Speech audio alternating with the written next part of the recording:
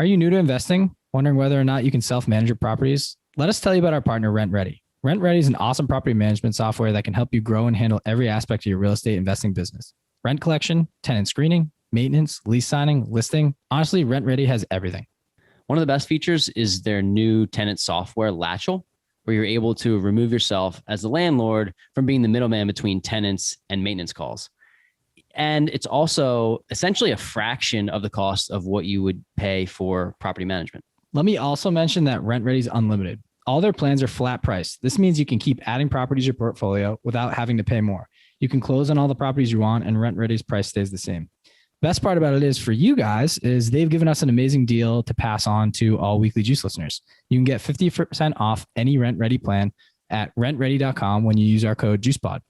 That's rentredi.com, RentrediI.com with code JuicePod, JUICEPOD, and you'll get 50% off any plan. If this is your first time here, welcome. During our shows, we interview successful entrepreneurs and investors to spread knowledge, advice, and actionable tactics to help others in the pursuit of financial freedom. We discuss successes, failures, systems, motivations, experiences, and key lessons learned along the way in the hopes that these stories help you along your journey. Tune in every Wednesday to get your weekly juice.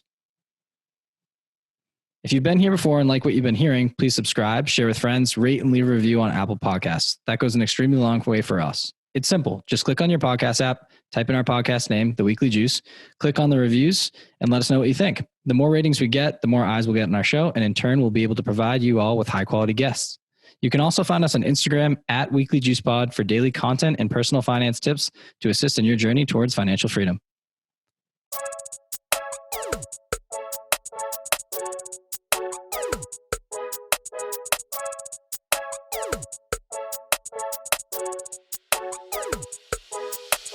Welcome back to the Weekly Juice, where we talk real estate, personal finance, entrepreneurship, and financial independence.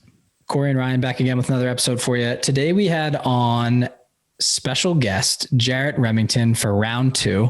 He had an excellent interview a few weeks back. We wanted to bring him on. He has a wealth of knowledge as an investor-friendly real estate agent based out of Chicago. He is also an investor himself and just has a good head on his shoulders and knack for the business. So this episode was very informative. I mean, Corey and I talked about a little bit of update on our journey. We're both Jarret and Corey and myself. We've been through certain scenarios with properties getting in and out of contract. So it was just a fun episode to kind of walk through the whole home buying process as a refresher for newbie investors and seasoned. Yeah.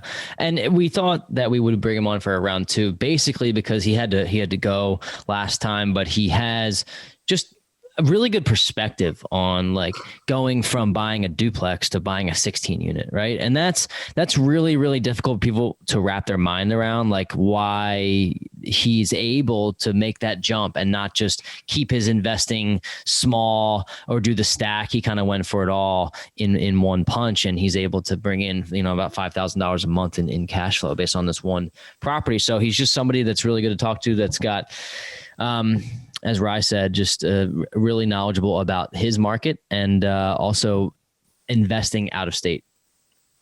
Yep. And I love that we talked about, I would say a good portion of the show was about mentality and thinking about mentors and potentially investing in yourself. He mentioned investing in himself, and I was wondering where he was going to go with it. And one of the pillars he wanted to work on this year was essentially like finding a mentor and someone that could elevate him to the next level.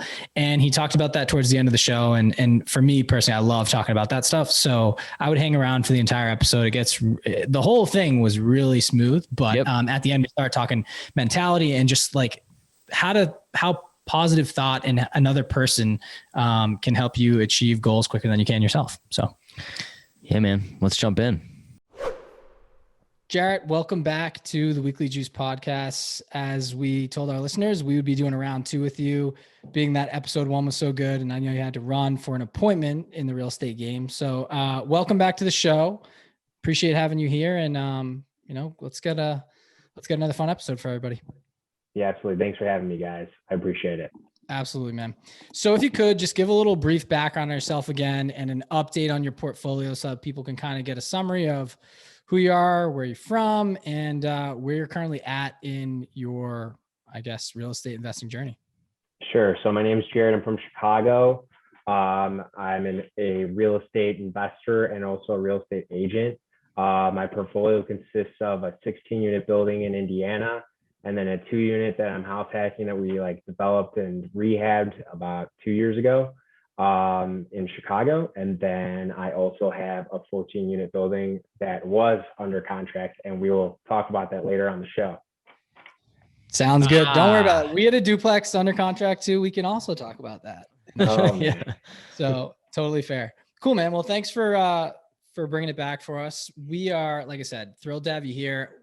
You have a lot of expertise being a real estate agent and investor-friendly realtor. So if you could, I think a lot of people are, I would say under our demographic probably is within the first 10 units, maybe a little bit over. Sure. So I think it's good to give people a refresher of the home buying process, right? There's probably some people listening that are just haven't been through it. Can you walk us through in general, the home buying process, what to look for, and kind of, I guess, I believe there's a certain step program that people go through when they're actually buying a home. Yeah, essentially there's 12 steps to buy a home, right? So most of the time when clients come to me, they'll already be looking at houses and they really don't know the direction they want to go. They don't know what they need to do. They don't know who to talk to. So the first step, right, is getting pre-approved, or at least having a point of contact. So when you do go under contract, in certain states like Indiana, Iowa, you can kind of go under contract and you don't have to even provide a pre-approval letter from what I've seen. In Chicago, you do. In Illinois, but over in Indiana and Iowa, you can just get a pre-approval that send it over the next day and just figure it out as you go. But in Chicago, you need a pre-approval letter. You need to send that with the offer, right? The second step is after you get pre-approved is setting up an online search. So we kind of talked about it on the last show. There's a lot of off-market deals. So you could be looking, on Instagram from wholesalers. You could be working with an agent for them, the MLS and different tools that they have that are, working with an agent can provide a lot of value for you to find off-market properties. And then from there, my favorite part, right, is getting out in the field, getting out and exploring, Chicagoland and figuring out, what's important to you, what I'm looking at, we talk a lot about lintels. People that probably have no idea what a lintel even is, but we can go into that later. Talking about tuck pointing and roofing and just all that fun stuff. Right. And then the best part is, walking in and seeing someone this is the one. It's the coolest thing. I don't know how to describe it. It's you're floating with them because they know. You can tell they know, and you can't say anything. So you just kind of feel the vibe. You then submit an offer. So a lot of agents, you guys should all ask, even for investors out there, ask your agent what their offer looks like. I mean, I can't tell you how many times I've had agents submit me an offer and it just goes in the inbox and just, maybe I didn't even see it. Make sure that they're going to call on your behalf and really act upon your best interest. They should call them and they should text them, and the banker should, mortgage broker should do the same. And that will really separate you from all the other offers. Also, they should have a nice template telling a little story about you guys and really sell you guys on what's going on. I think you guys talked about it, right? Calling someone and saying this, we're not just some random person that's buying this. We know what we're doing. We're going to get this job done. And then, so you go under contract, hopefully, right? Those are the first 4 steps. Is that enough? Do you want me to keep going? Yeah, no, that was great. I think that's important to highlight because I have some things to go off of there. Okay. Just to relate it to what we have done recently. We just went to see 2 separate properties in the same neighborhood that we already own an investment property. And to go off what you said, where what you're really talking about, Jarret, is building this relationship. And it kind of is a cliche thing to say, but when we were I went to the showing and I was just chatting up the selling agent a little bit just to let him know that Ryan and I, we own a property right down the street. just to get this comfortability level with us and our agent, knowing that like we just closed on that not too long ago. So that we're reputable, that we have the opportunity to close. And I think that along with what you're saying, just in terms of like making sure that your agent's willing to call for you. Like, do they trust you? Do they know you? How do they speak about you? If they just send in the offer and never say anything after that, then especially in today's market, that thing's going to get lost. Like everything's going so high above asking, but it's not always the highest price that gets the job done. So I really appreciate that coming from an agent. I think that's really great tips for people to just talk to your agent about this. And if they're not doing these things for you, either they're going to do it after you say them, or you need to find a new agent, right? 100%. Yeah. You definitely want to work with your agent. You're a partner with them, right? Because if you grow your portfolio, and then they'll grow, and everything will just work out in the end. Every client essentially to an agent is X amount of, let's say, dollars, and it will just come. You don't need to worry about it, like from referrals or through them buying through the course of their life. Because when you sell a property, like the way I always say it to my clients is, I want you to get the best property possible, because one day I'm going to have to sell it. Okay. That's the mentality you need to have as an agent. And like, you guys also need to think of that as a partnership with your agent as well. Awesome. I'm curious, what are some things to look for as you go through this process, Jarret? I know that you were talking about maybe something as simple as getting an inspection report back and having people, Ryan and I are used to this a little bit, right? Like we know what to look for. We don't forego inspections. We still do them, but because we're not experts, but we do know certain things to look for, and what's maybe something that is damaging, right? And what's something that's just normal. Can you walk us through a little bit of the steps there of like, as you get into this process, you're submitting offers, maybe you get something accepted. What do you look for in the inspections, and what's important and what's not? I mean, the biggest thing is your big CapEx expenses. I think your HVAC system, so your water tank, your furnace, like you guys can see that on the initial walkthrough. If you really get down and like read the codes, they're usually installed the same year it says on the label or the year after. And then I usually look at like above the windows, like it's called a lintel. So the metal piece that's like right above it, you'll see like in brick buildings, there's little wicks that come out of it. If those are really rusty and like deteriorating, those can cost $1,500 a pop in Chicago. And then the roof, like roofs usually last 20 to 25 years, depending on what type of roof, if it's like a flat roof, if it's a shingle roof, right? So roofs can cost like 20 to 25K. So like, if it's an older roof, like you really got to question that. Windows are a big thing, but I know you can stretch windows out for a while. So like, I look at if it's vinyl or not, and then if it's older, but I think tuck pointing too, like would be the final one. So tuck pointing, HVAC, roofing, and like windows are my biggest ones. So those are the ones I look at. All right. So we're at the step of the process where you go through the inspection, right? And let's say, for example, you find out the roof does need replaced.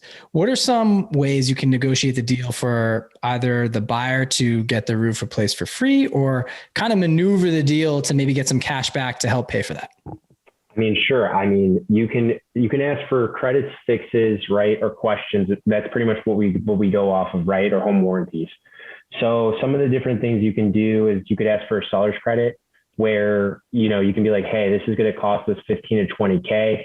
Typically, we don't get that much back for seller's credits, but they can always give you a seller's credit. And like, let's say like 3 to 5K, just in case anything like an interim has to be fixed.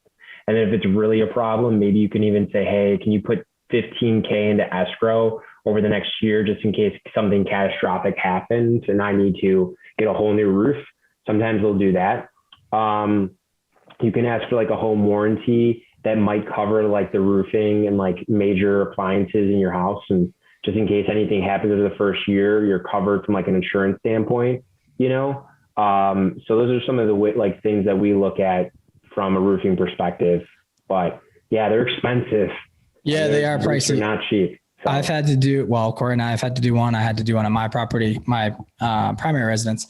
They're not cheap, to say the least, and it's a pain in the butt. But you know what the thing is, I think of these as like, once these CapEx expenses are kind of taken care of, you should have I'm talking investor side, right? You should have a money making machine if you ran your numbers right. And like you have time, like once the furnace is fixed, once the water heater, once the roof, I feel good, right? Like the bones, as long as everything behind the walls is fine. Okay, slap some paint on it. You have some wear and tear over the years, maybe new appliances, but like floors, if you will, and then hardware. So I just think cover the bases. And when you're going to buy, if you find these things are already pretty new, that's a great place to be in when going to purchase a property. And I'll say just an example on the seller's concession for Corey and I on our duplex back in September when we got it. Basically, we wanted to get as much cash back as we could at closing, right? Or fork up the least amount of our dough as we had. So I believe the purchase price was like 170, I think we landed at. And then you could only get 6% back. Our specific deal, we could only get a 6% concession back from the seller. So it was 173.5 we netted at. But that was great for Corey and I, because that's about like $1,750-ish each. That we didn't have to fork up out of pocket. So it is cool that you can make deals work out for you. Not that I would say a deal is, you should let a deal go by if you can't fork up an additional $3,500, especially in this market. But it was cool for us to at least get a little bit back. And we're like, all right, we trimmed up a little bit and we can put that extra cash into the furnace that went. I was going to say directly into the CapEx that went in the next month. So that's what we did too for our 16 year. That's what we did for sure. Yep.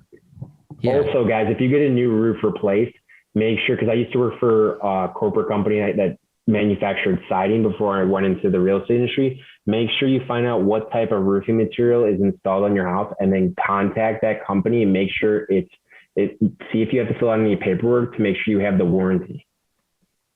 Got it. That's important stuff. People always miss that. People always miss to register like their appliances and the roofing material or siding material, and they can really bite you in the long run. I have currently, actually, it's funny that you say that, Jarret. I have a 30-year warranty on my primary residence roof. So I have, which is, if there's a transfer of ownership in this property, that's oftentimes forgotten about, right? And it just goes by the wayside. And that's probably why these companies, like the roofing companies, offer this, is because they know that on the average, people are probably going to move out in 5 to 8 years. They don't know where the paperwork is. They lost it. The warranty no longer stands, right? So, but I know, because I've had it. I had a leak in my roof because they didn't flash something right. They were out here twice. It's fixed now, but it's like, I'm not paying for that. I saw the warranty. So I think that's a really good point to bring up. And I'm going to, hopefully just make a copy and hold on to that piece of paper for as long as I live here. But 100%. It's important stuff.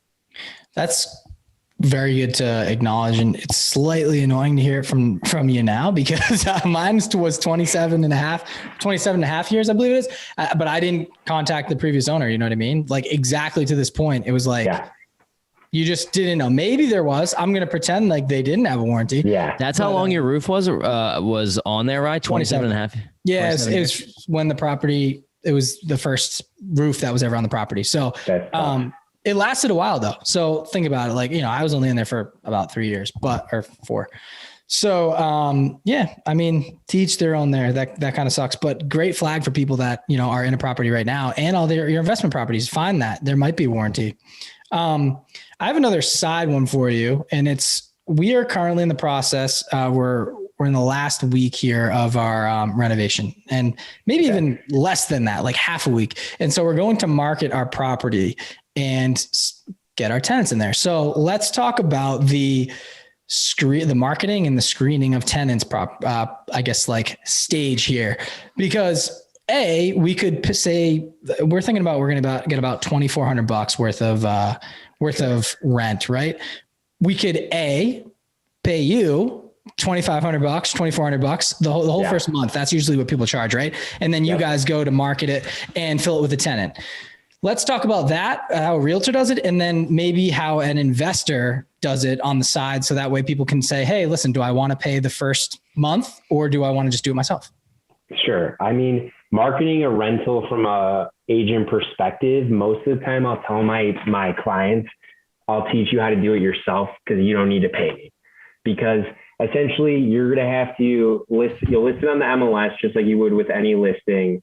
You're then going to pay a full month's worth of rent to the renter, like the lessee and the lessor, right? So you're going to pay it to both sides. You're going to pay the agent who's listing it, and then you're going to pay the agent that brings the renter.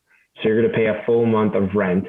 What we do is we use listing to lease to do like a background check, to essentially like everything will go to the landlord, where they'll do a background check. They'll look at 2 previous like pay stubs. It will pull your credit, and we'll also listing the lease will like reach out to the to like their company to make sure that they're verified and employed there, and then that all that information will be sent to the landlord. So it is nice, but I feel like an owner of a property can do that themselves. There's just like a lot of tools out there, right? So that you can use to streamline that process. So yeah. Cool. And then you want me to go over that process? Yeah, let's talk about how an investor can do it. Like one of your clients, if you advise them, hey, here's the walkthrough. Yeah. So they can use different companies out there to essentially take in, different candidates. So for example, like for my building, I did it myself.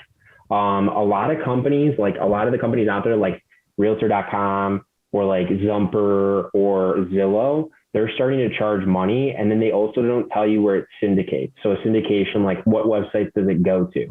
So like I made my own Excel sheet as like a landlord, like if I put it on Zumper, it goes to X, Y, and Z website. So like what I use in Indiana to help my property managers, and also in Chicago, is I use Craigslist, I use Facebook Marketplace, I use Zumper.com, and I use Apartments.com.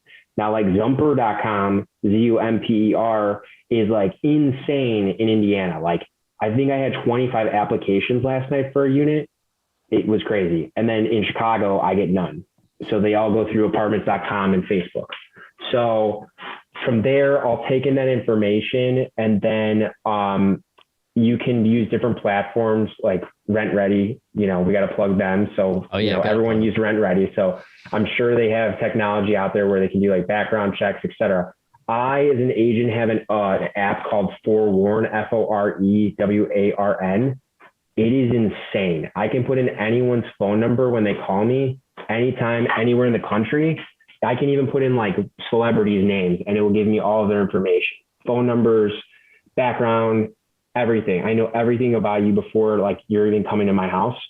So before I even let people come here, I send them like a Google form that I made for free. Actually, my brother-in-law, shout out Carl, made it. And then what I do is I use it. I send it to the people like before I let them come to my property, because it really weeds out probably like 75% of people who are just kicking rocks or pounding sand, right? So they fill out that Google form, everything checks off.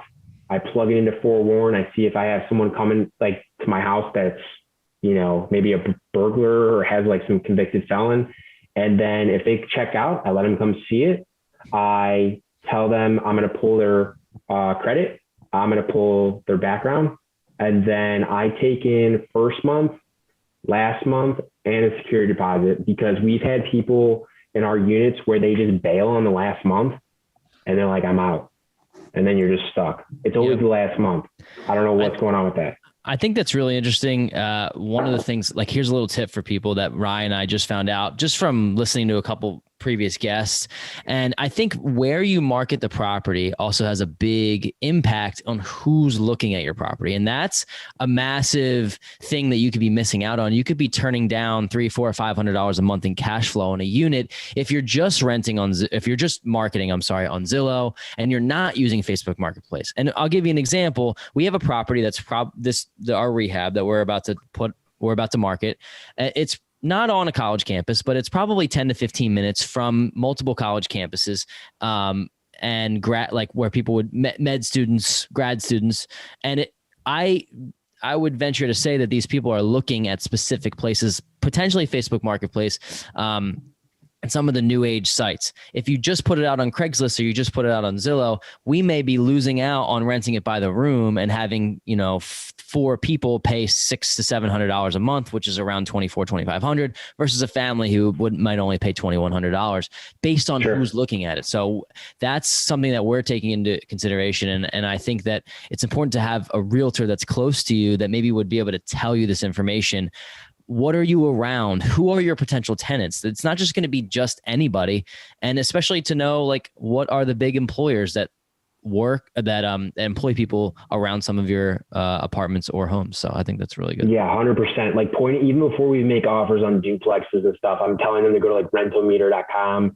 We're looking at like US Census date, like I'm giving them census websites to look at like what kind of income tracks they're like, are about to face. I think someone else on your show talked about another website I have starred somewhere, but it shows you like everything about the town. It's like incredible. I can't remember who it was, but it was insane. Like, hold on, let me find this. I got to plug this tool. Yeah. datausa.io. I don't know who said that on the show. I don't know who said that either, but who did? I'm going to shout out Rentals to Wealth. I believe it was. Yeah. Wow. What a site. Good memory. data.usa.io. Like you got to be looking at that stuff before you even buy a property. Like even if you're a first time investor, just like do your due diligence. That's a good plug. I think that dives into, I remember the last episode you were on, you mentioned like you literally went out, like you were the mayor and started meeting everyone in town. And like, that's also another way to do it. Obviously from your computer. I did want to touch on, I have two questions. First one, the forewarn.com, is that something exclusively available to you as a realtor, or is that something that let me check real quick. It's incredible. So I get it through like there's a thing called CAR, like Chicago Association of Realtors. I'm checking right now to see if it's like available. So like forewarn.com. And then I don't know, like I have it as a realtor in Chicago and subscribe now individual agent. So maybe check with your agent, see if they have access to this, because I help out my clients all the time. They'll like text me and be like, hey, can you look up this contractor? Like it's incredible. That's actually a great move. Cool. That's a huge tool. So become tight with your realtor and let people know to jump in there. Can you also pull up or maybe just give like a summary? I know it's kind of your forte, so you don't have to give us everything here, but the Google form on how to weed out people, like what do you look for specifically when you? Yeah, sure. So like in Chicago, right? Like there's certain things if you weren't living in your property, you can't ask certain questions, right? So like, because I do live here, I can ask, do you have kids? And like, I don't have to rent to someone that has a kid if I live here. You can even ask like if they're married or not to kind of, if you live here. But if you don't live here, then you can't ask those questions. But some of the questions I ask because I live here are, do you have kids? Because I just don't want babies in the house and it's kind of loud. I don't want that. Dogs, that's a big one for me. And then I ask, do you have 3 times like the rent? So if it's the rent's $2,000, are you making $6,000 gross a month? Those are the big ones. And then phone number, because I go and I check their phone numbers to make sure to see who I'm dealing with. Smoking is a big one too. I even ask like, are you comfortable with paying first month, last month, and a security deposit? Yes or no, to weed it out. Weed it out. Awesome. Thank you. I know it varies state by state, but what are you not allowed to ask someone if they're not living in the property? Or sorry, if you're not living in the property, like what are the no-nos? Yeah. Like you can't ask race. You can't ask sex, like female, male. You can't ask that. You can't ask like any like disabilities at all. Like don't ask any of that stuff. That's just a no-go in life, I think too. Right. Sure. So like Illinois like has like a bunch, like not only are there parameters, there used to be an analogy in school. I should know it right now off the top of my head, but I'm not going to say it because I know I'll get it wrong. But there's essentially nationwide, there's essentially certain things you can't discriminate. Right. And then also on top of it, each state has different items on top of that as well. Even ones like being a veteran is in Illinois, like you can't discriminate against veterans, like, but you shouldn't be doing that. So I got you. Got it. Good question. Cool. I think Jarret, this is really, really good stuff. And you're kind of just an advocate for having a realtor in general, someone that really has your back. And we have a great realtor here, and Ryan, in where we invest in Jersey. But, Ryan and I are kind of having alignment meetings, trying to figure out where our next move is in terms of maybe investing out of state, moving part of our portfolio, just to figure out what's next. So having these connections and having a good realtor wherever you do invest, I think is majorly important. So 100%. what I wanted to get into next a little bit here is like, it's kind of the psychology that you went through of buying a duplex, right, to live in. And then what a lot of investors do, including Ryan and I, is that we're in the stage where we're buying single families and duplexes, right? And try to do more multifamily than single family, but a good deal came up and we bought a single family. But sure. So what ends up happening is people try to do either what's called the stack, which I think was coined by Brandon Turner, where you kind of buy a duplex, maybe a fourplex, maybe an 8, or you do what you did and you just go from buying a duplex to buying a 16 unit or a 14 unit. Can you just talk about like how you scaled and what you looked at to give yourself the confidence to say, no, I don't need to go buy another duplex, or I don't need to scale at another unit that's $300, give me $300 a month. Because Ryan and I learning truly in the moment of like, wait, I think we can be looking at bigger deals and we don't have to take this 5 path of 10 years. Maybe it can take 4 if we do it correctly. Yeah, 100%. Because you can go and refi on the 16 unit in 5 years. They lock you in on commercial loans. It's kind of a double-edged sword. Like some days you wake up and you're like, man, I really want 100 properties really fast, just so I can maybe have that, to tell people I have that. But then at the end of the day, you're like, okay, all I really care about is cash flow and what's important to you. Is it spending time with your family and just having that peace of mind that you're making X amount of money to cover your costs per year and you're going to have a good family life? It just really depends on person by person. No way is the right way in terms of what you're going to do. Right. For me, sure. We really, really want it. Me and my partner, really, my brother-in-law, really want a cash flow to the point where, we can create generational wealth and also give back to local charities that we care about. That's kind of our goal for the long term, especially in the areas that we're in. So that's kind of our why, right? So I think, how did we go to a 16 unit? I think it was just cash flow. I mean, we knew from looking at duplexes and fourplexes that okay, we probably aren't going to make enough money here to have a property manager. So then we're going to have, you guys, you don't have a property manager, right? Correct. We do not. Yeah. Okay. So you can't have a property manager yet until you get to probably 10. I don't have time for that. I don't want to have time for that. I want to do what I want to do other things. Right. So I think we realized first and foremost, we're not going to probably manage it out of state. So it's got to make sense for us. We got to get a bigger building somehow. We've got to get something that's cash flowing, 30+% cash ROI.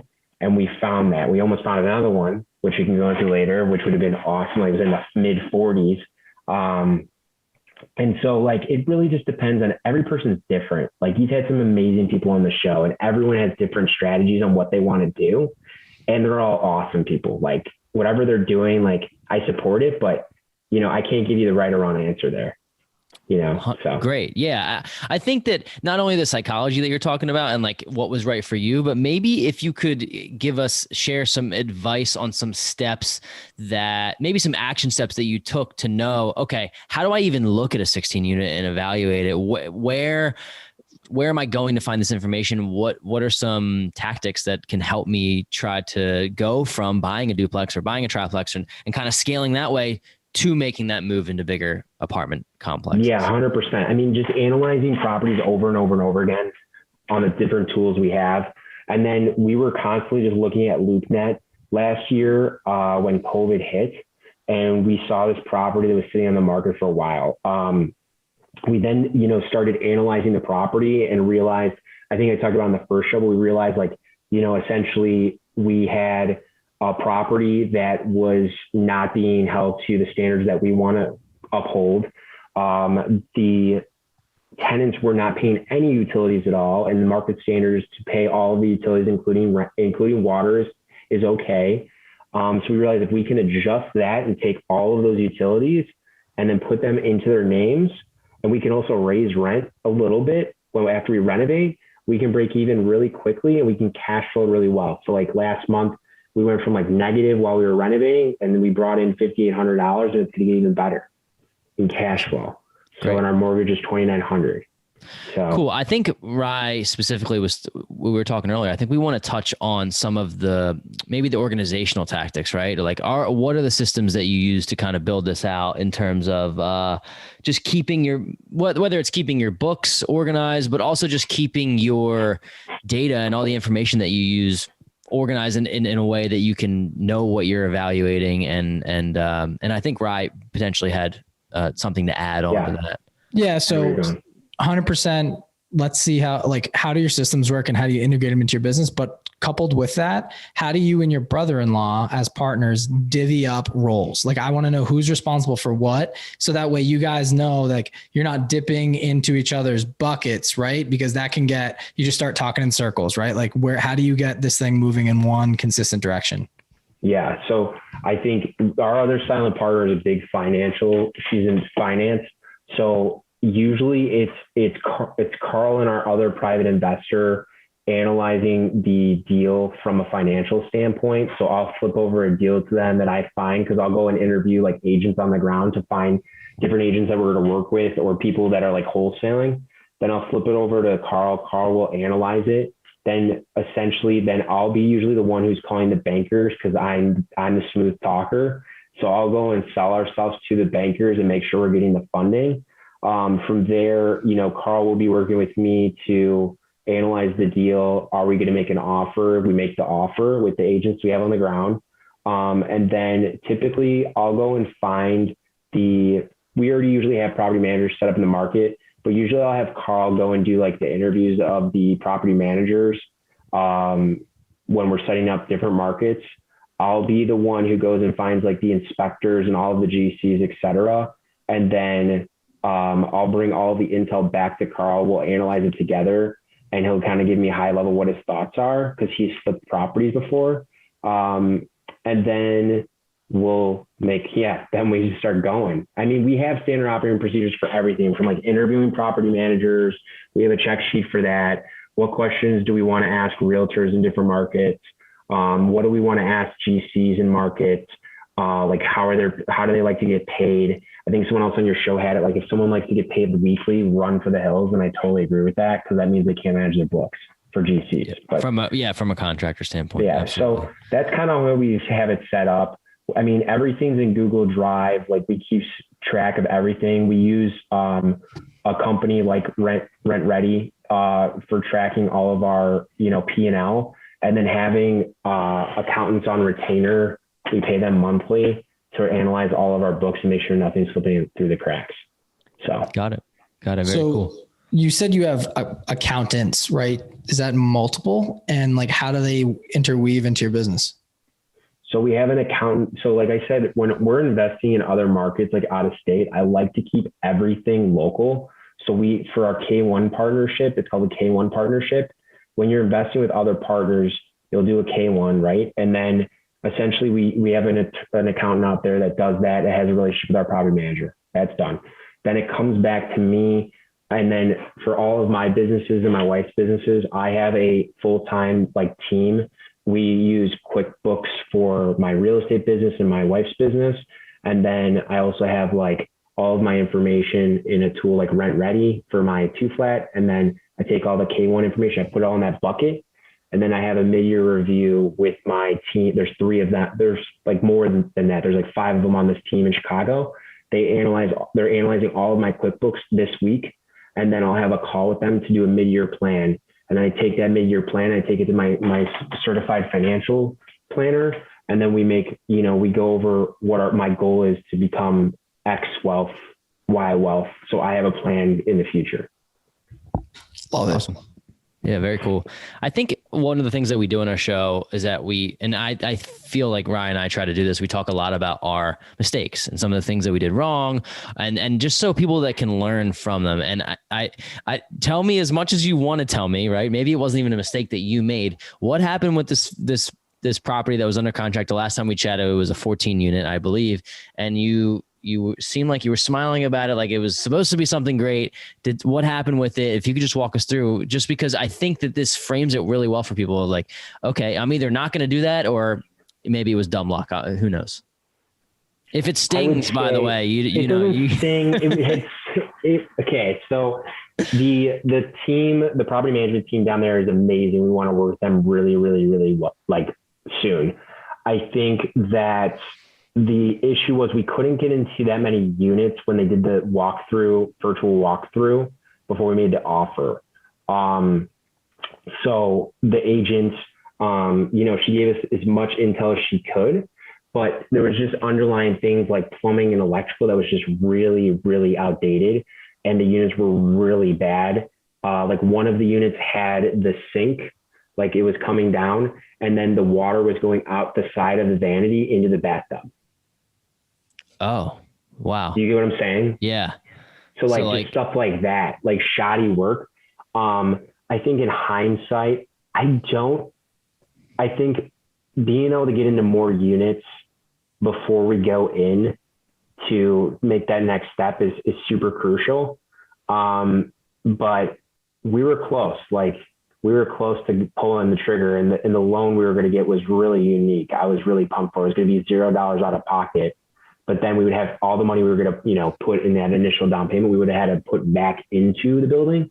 And if it wasn't as much as we thought it was, like we would have probably pulled the trigger, because that thing was going to cash like mid 50%. This is good stuff. Can you talk to us a little bit about this type of loan? Because the commercial type of loans that you're referring to, I'm to be honest with you, I'm a little bit wet behind the ears. I'm a little bit unfamiliar of how they work. And, a lot of people talk about no money down deals. How was this structured? And, just because you didn't use it this time doesn't mean you won't use it in the future, right? Yeah. So the mortgage broker that they introduced us to down there said essentially that we will do an appraisal, which we do no matter what, but they'll do it based off of after renovation value, so ARV. So we tell them what we're going to do, and then they will say, hey, okay, for example, it was $425 what we're going to buy it for. And then if they said, okay, like it's going to be worth $550,000, right?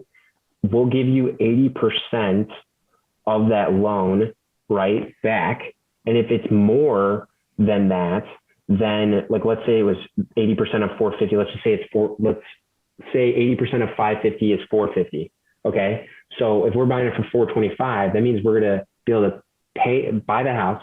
And then we'll also be able to keep $25K. And then we can like put it back in the property. So it's pretty cool. Wow. So they would actually pay us to buy it essentially. It was pretty crazy. Did you have to call 75 banks for this one? That one I did not. That was an intro to a broker there. But then I started making my list. I got the list if we ever need it. I got 60 banks on that list, and I've got all their phone numbers. So we were getting close. But then I realized like it was probably going to cost like $200,000 to renovate this to get it to even like a C+. Like it was bad. It had a lot of issues.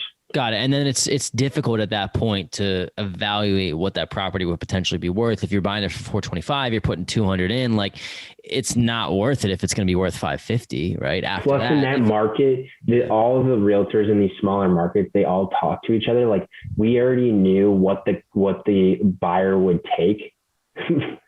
So it was like $100,000 below asking. And then we also found out that they had a previous offer for like X amount.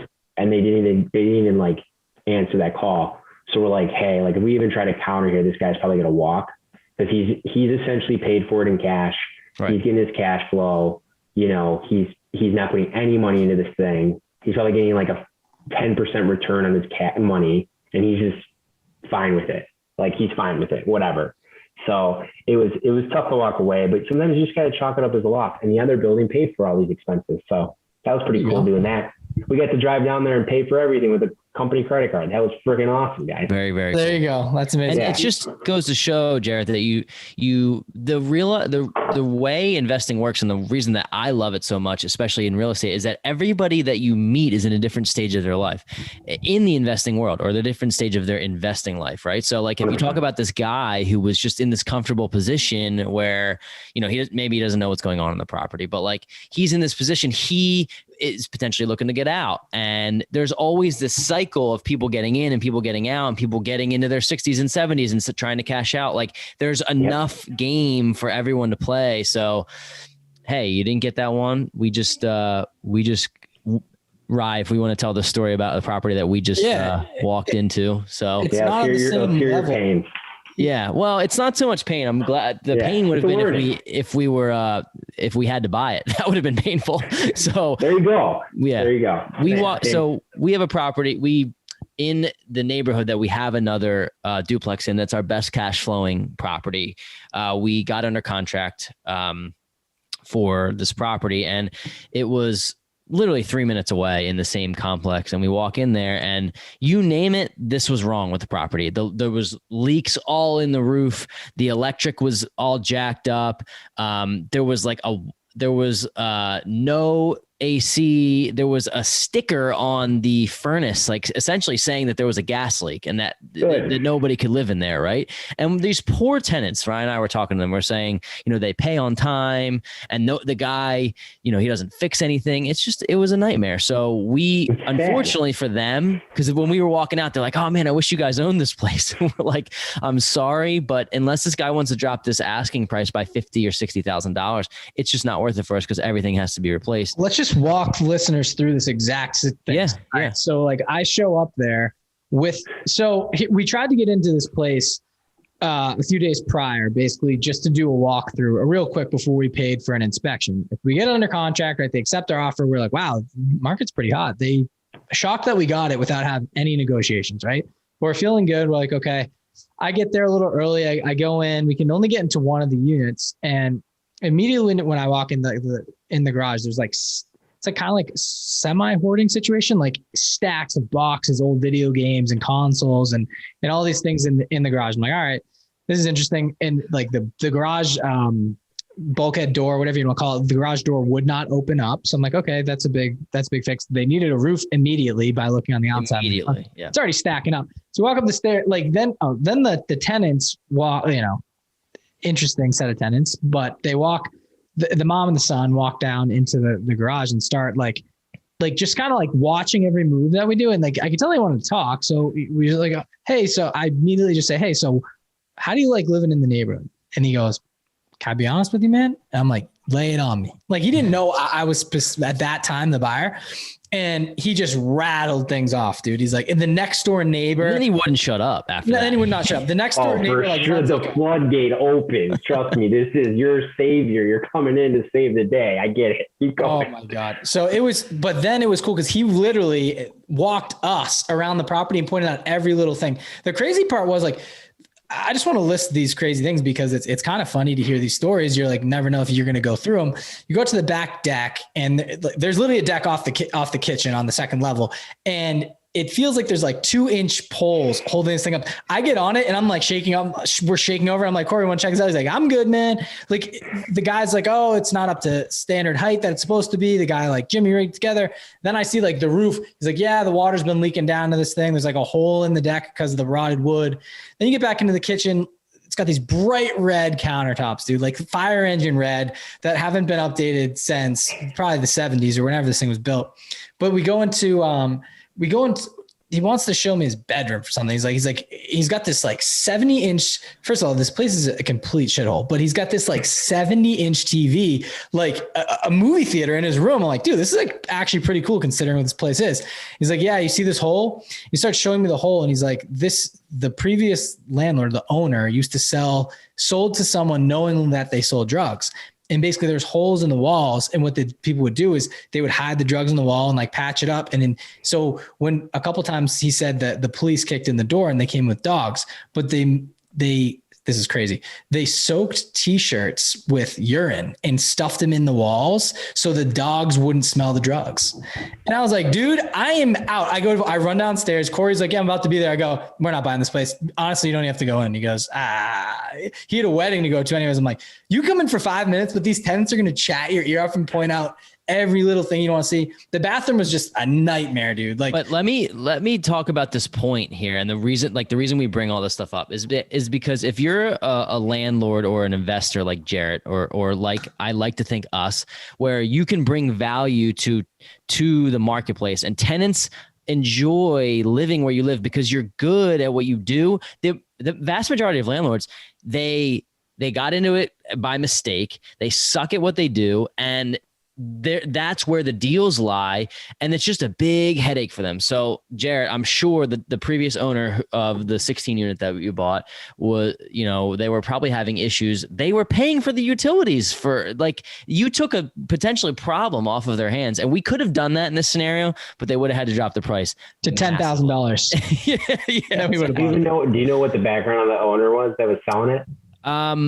No, but I'm glad that I don't, because I think if he knew who we were, we'd probably have a hit out for us or something right now. I don't know. He owns a couple properties in that. I actually asked the tenant, and he owns a few properties in the development, which is like, if they look like that, dude, it's a piece of crap, which is an upside for us, because if we know how minted out our other places, that it's like down the road.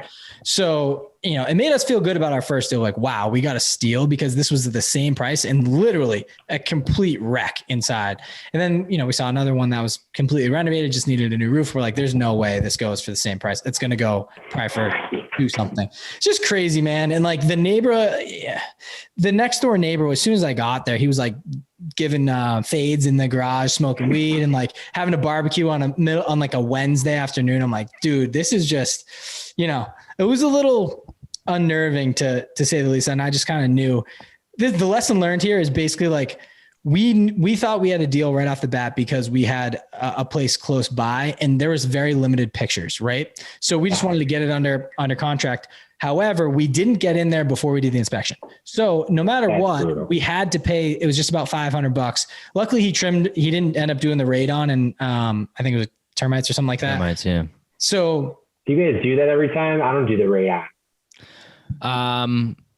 It depends. But I think generally we do, especially if there's basements and stuff. So actually there's no basement in this property, but, so yeah, I mean, it was an experience, and it just kind of goes to show that you can get properties under contract and get out of them if you need to. I think people are scared to make offers. There's always contingency clauses in there that will help you escape. And this is kind of some free game here. If you build relationships with,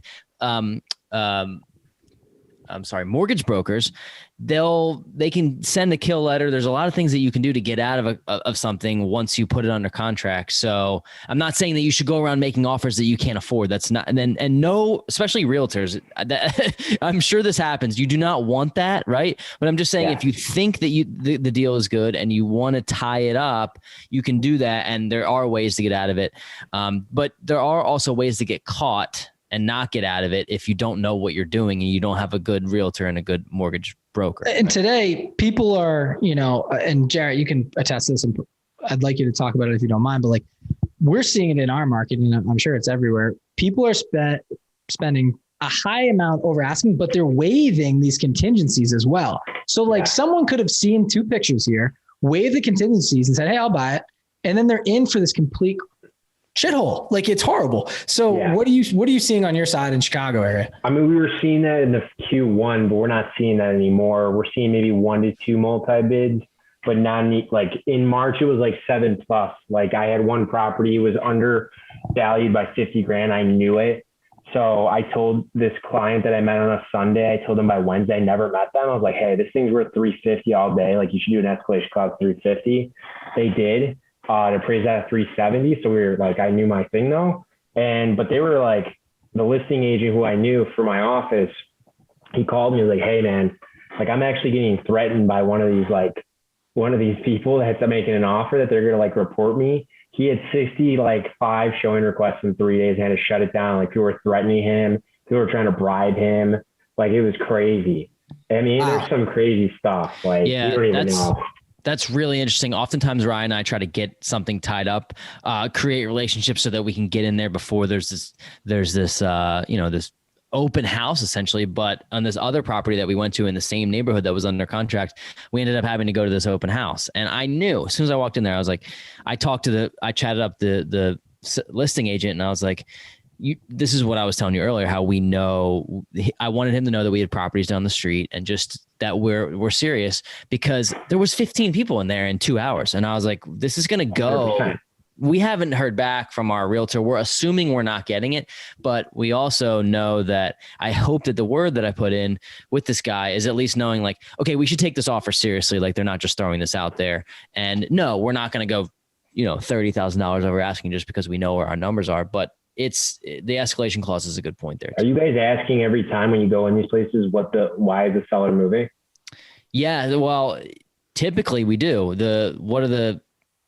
Information that I got this recently is that the seller of this property, who's not living there, but he's an investor, he heard what they got for a property on the street. So he called the agent that sold that property and said, hey, can you get this for my property? And he was like, yeah, I guess I can try. So I knew what he wanted to get. So that went into what our offer was.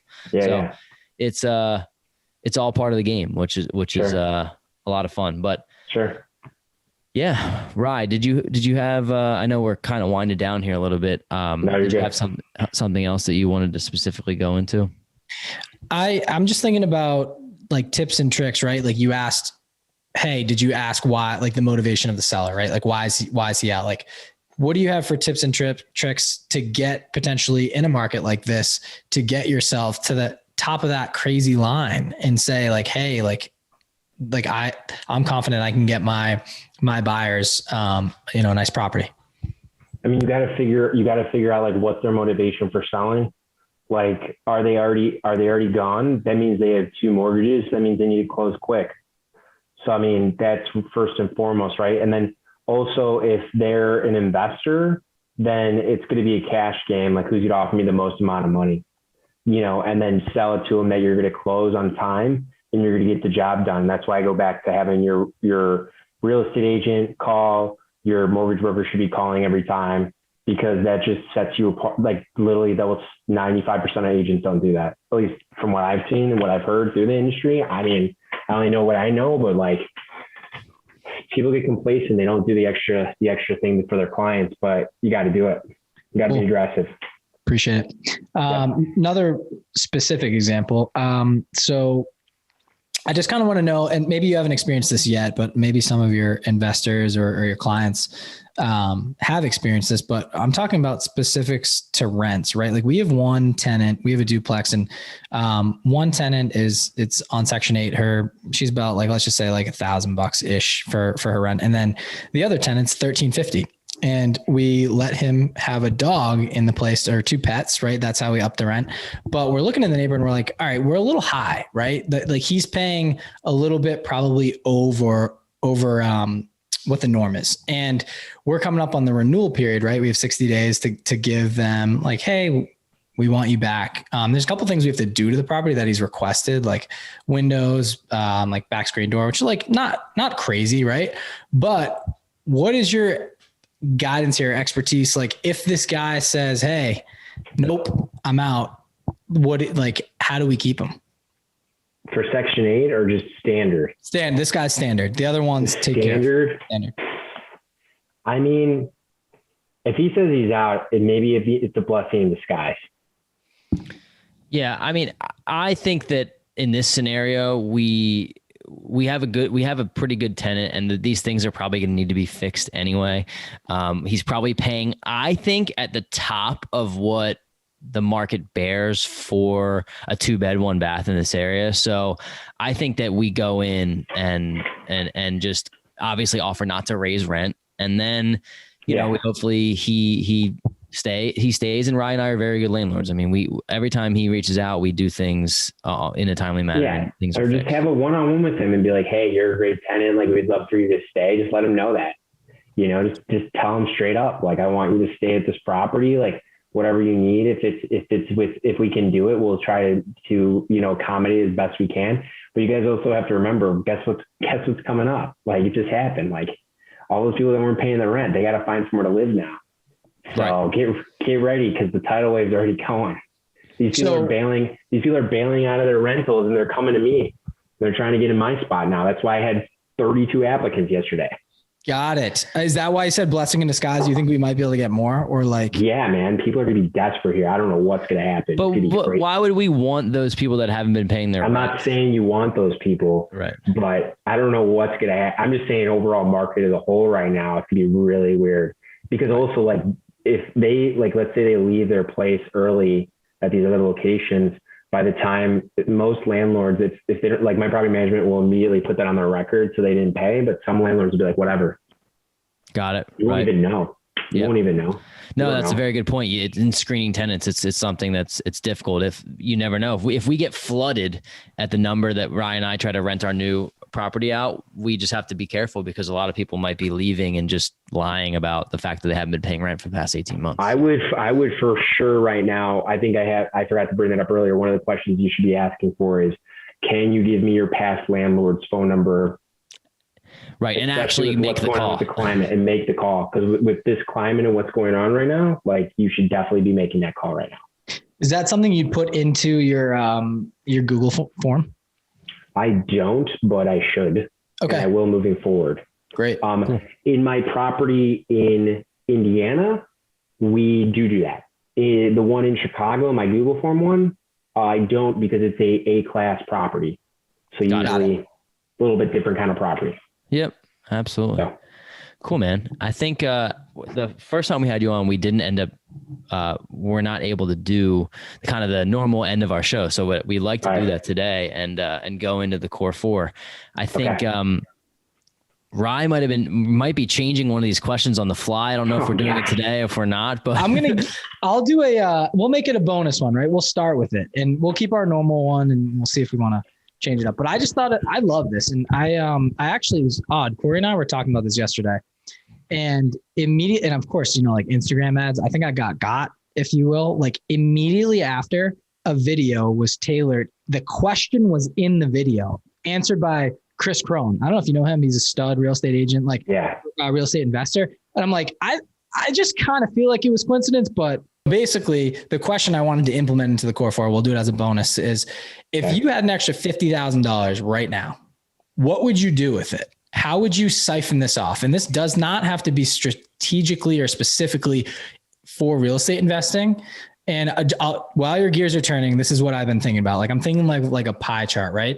And like you can divvy this thing up. Maybe you buy a side business. Maybe you pump some of it into marketing. Maybe you do index funds. Maybe you do stocks. Or maybe you do a house hack. Maybe you do a rental property, a multifamily. Like everyone's going to have something different. And that's why I think it's so intriguing. Like for your current situation, how would you divvy this cash up? It's funny you say that because I know for sure I'm working towards a 50 grand fund, an extra 50 grand fund just for cash. Cause I've been kind of pulling from like a savings account and other things. But if I had to divvy it in a chart, in a pie, that's what I'll be going over next week with my team is I think starting a business.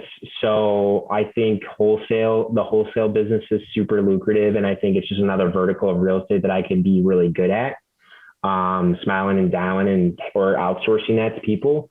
I think index funds would be another one for me. Third would be a little bit of real estate, right? And then fourth would be benefiting myself.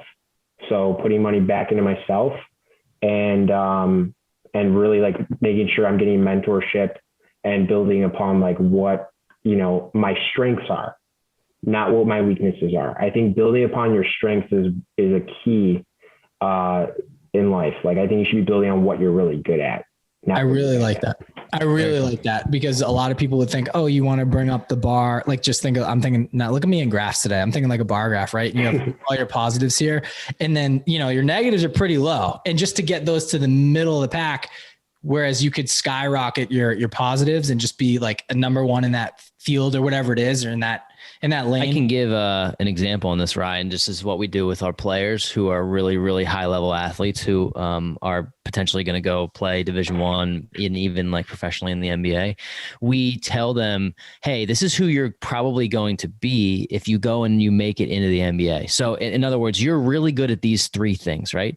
Do not worry about trying to work on these X, Y, and Z, because guess what? There's guys who are so much freaking better than you. It's not going to even matter. You are set screens, roll, dive to the rim, dunk the ball, get rebounds. Like those things, you're already really good at it. This is what's going to get you paid. You're going to make $10 million a year for 12 years if you do this consistently, right? And that's like building upon those strengths, as opposed to saying, hey, don't worry about handling the ball, right? Because there's guys who can do that and you're not going to be good enough at it to get paid. So it's like, it's a very parallel kind of thing where you can relate it to sports. I love relating it to sports, or just like, what are we really good at? Let's make those things elite, as opposed to, trying to bring up your weaknesses. So I like that, Jarret. That's good stuff. Yeah, that's a really good one. Jarret, I think you mentioned it in your previous episode. We were talking about, we got into mentorship, and I think you mentioned score.com or something like that. Am I right? Score.org. Yeah, score.org. So can you walk us through just like a brief, like what that is and what you find valuable? Yeah. Score.org is a website where you can go on and like ex-CEOs, CFOs, they have like kind of their resume on that website, and you can reach out to them, you can make a free profile and reach out to them and say, hey, I think, I'm trying to improve. At that point, I was trying to improve my weakness of finance. But in hindsight, the mentor that I was matched with, he interviewed me to make sure that he could actually help me. And he realized we had a lot of synergies. So he's actually an investor in real estate. He was a consultant and started a business. So he really saw that he could actually build upon my strengths of starting businesses and scaling those businesses and the real estate vertical. So that's how we really got matched together, and it's been working really well. And every single month we have a call together just to kind of go over life, in different buckets. And then also, anytime I have a new idea, I always have a bunch of ideas. He's really had me streamline that process and say, what is the purpose of what you're doing and where are you going? And how does this help your wife, and your family and the people close to you? It's bigger than just you. So yeah. Love that. So you don't have to give me what you pay this guy, because obviously you guys have your relationship, but $0. It's a goose egg? $0, score.org. Check it out. For each person, or do they have buckets of 5? I pay 10? Nothing. So it's it's probably just dependent on who you get matched up with, or maybe, I don't know. Let's check it out. The mentors on this site are not in it for the money. They're in it to give back to people that they see are going to be changers and leaders in Chicagoland market. They have free classes too, at local libraries that you can go to. They have free templates on their website. I built a business, I built a P&L and a budget loss statement through the website for free. It's really cool. Really cool. Awesome. That's huge advice, man. Thank you. And people listening, if you don't at least take a quick Google for this, score.org or whatever, search it. I think you'll be doing yourself a disservice, because that's pretty amazing for $0 too. And you might find your next best friend, man. I know it's mentor, but seriously. Seriously. I mean, you never know, there's people out there that are willing to give back for nothing. So aren't you guys glad I asked this new bonus question? Cause that was some fire. Yeah. That's good stuff, right? Sweet. All right. Now you can take over the core 4, Corey. Cool. We'll run through this, as I'm sure you've heard it, but the question 1 is, what is your favorite, investing, real estate, or business book, Jarret? I would have to say right now, the book I'm reading, just because it's on top of mine, Winning by Tim Grover. I think, Corey, Michael Jordan's trainer. Yeah. Yeah. This would be your thing. So every chapter, it's not 1, 2, 3, 4, 5. It's number 1, winning, because as Tim says, nothing should be in set order of importance. Everything should be important to you. And winning isn't a lifestyle. It's an entire life consuming thing. And you can choose it to be, you could be winning at family life. You could be winning at your job or whatever it may be. And it really takes you through that journey. So I think it's really, really interesting. And then I like a lot of autobiographies. I just got to plug it because Robert Revkin's my guy. So Robert Revkin's the CEO of Compass, our brokerage. He just did an NPR last week for how I built this. And Robert has a similar story to me, where he grew up with really nothing, was a C student like myself. And I don't think that should define you in any way. And you can find your own path in life, and you don't have to be the best at everything. Just, again, build on your strengths and really just go all in. So that's my second one. It's called No One Succeeds Alone. It just came out 2 weeks ago, and I'm really like enthralled with it right that really interests me too. No One Succeeds Alone. Very, very cool. I haven't heard of that book. You said it just came out? Yeah, like 2 weeks ago. He's like all over he was on that other show where like the app you can pay where like you become an expert, like tennis player or like golfer. Oh, yeah. Steph Curry has the thing. It's like the master class or something like that. Yeah. So he's the only master for real estate on there. And he also was just on NPR, How I Built This, which was huge. So amazing. Wow. I don't want to skip over the fact that you mentioned you're a C student because you're very articulate and I like the way you think. That's why we ask certain questions. Right. And I think a lot of people, we talk about school and like education, how a lot of things aren't taught these days, right? Financial literacy, like investing, et cetera. Like, unless you go to select those classes, right, in college and like you get certain information, but people aren't like forced that information. Let's just say K through 12, whatever it is.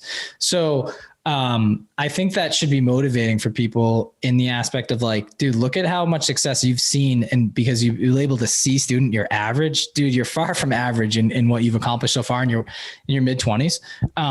So it's just interesting to me that someone may not be great at tests, but they can clearly articulate and communicate and build relationships. And that is a huge lane. And like that, I think that's what the world is really based on. Like, obviously you can be very smart but if you can't talk to someone and articulate what you're trying to accomplish, you're not going to get to that next level. So just a side note there. I'm impressed. So I did not know that. Thanks, guys. Yeah. Very good stuff. See through high school, but then I turned it around. So there you go. Comeback story. Right. Second question. Cool. Next question of the core four is, what has been your biggest mistake that you've made in your investing career so far, and how have you learned from it? I think trying to follow everyone else when they're going down a path that you have no idea what's going on. So I remember like in 2017, 16, I was like, I'm going to invest in Ether and Bitcoin Cash, and Bitcoin Cash went down to nothing and Ether went up, and I sold it. Like I had 9 of them. So I probably would have made like 18 grand by now.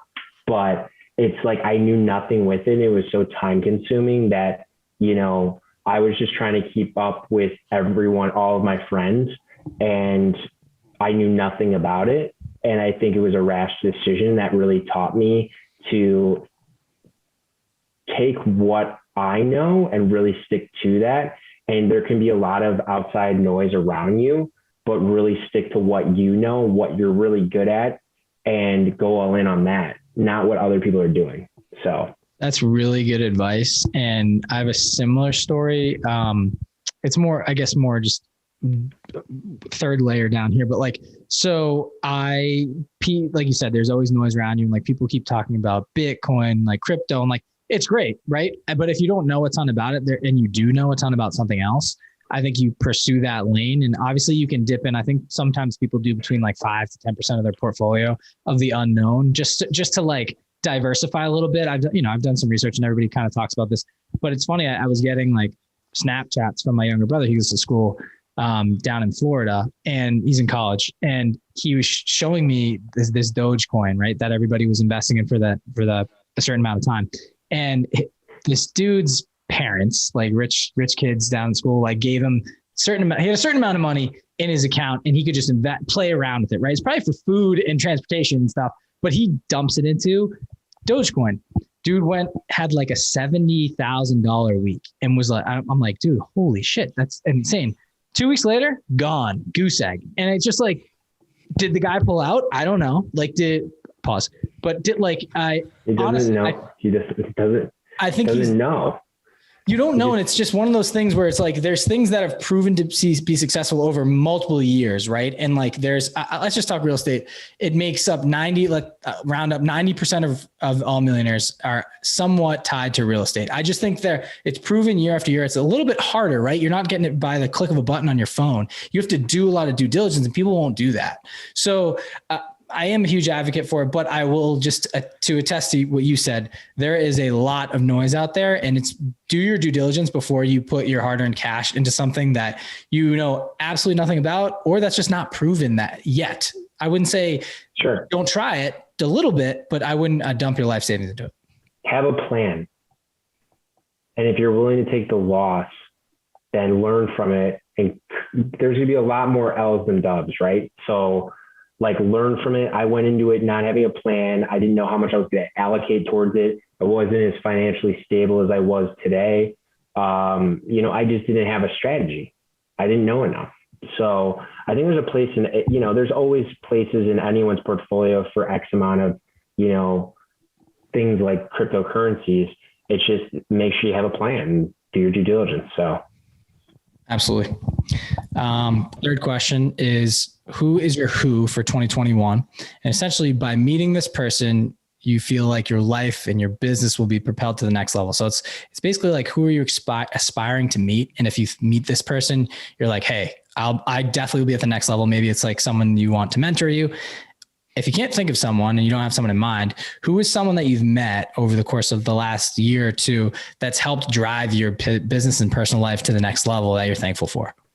Yeah, I think my team lead, Eli went from, had a very similar background to me, raised with, middle class / like lower class, and, kind of grew up through the corporate life and took a leap. And, he's got a great family and a great, everything's pretty good in his life right now. And he, started real estate, not knowing that much 4 years ago. And now we're top 64, we're ranked like 64th this year out of 25,000 agents. So, cool. He's really taking me to the next level and thinking strategically, and then also teaching me how to be able to run teams in the future. That I've never had that opportunity to do. So setting up for success in the long term. And if we're going to scale our team into other states, which we'll be moving to we're moving to Florida as well. So yeah, he's been a huge blessing. I wouldn't be where I am in the past year if it wasn't for him. I'd also say my brother-in-law, Carl, for getting me over the hump of investing and scared to pull the trigger on investment properties and just kind of learning how navigating through that.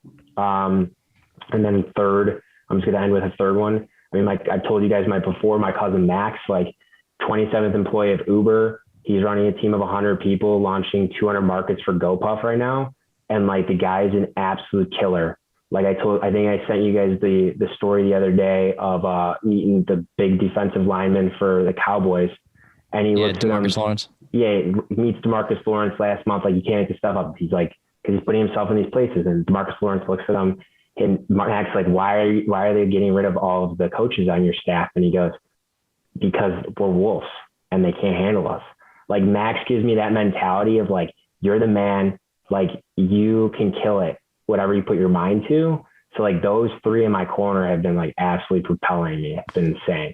So it's really powerful stuff. We always talk about, your network is your net worth, but just surrounding yourself with people that drive you forward there's nothing more powerful in my opinion than that. And it's that's awesome stuff. So cool.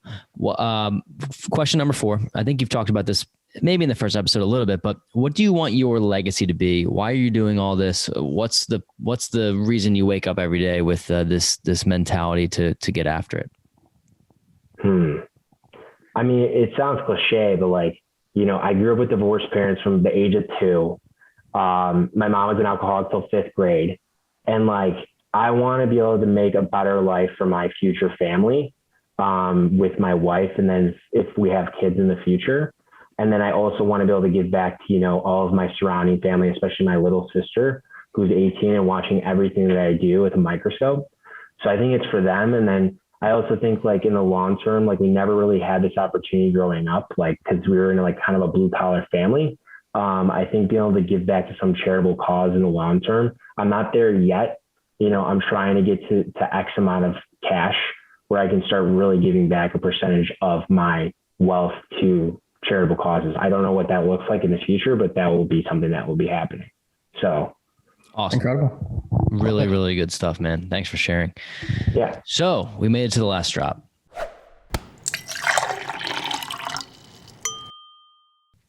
Last segment of our show. Knowing what you know now, Jarret, what advice would you give your younger self if you could go back and do things differently? Maybe if you were speaking to a teenage version of yourself.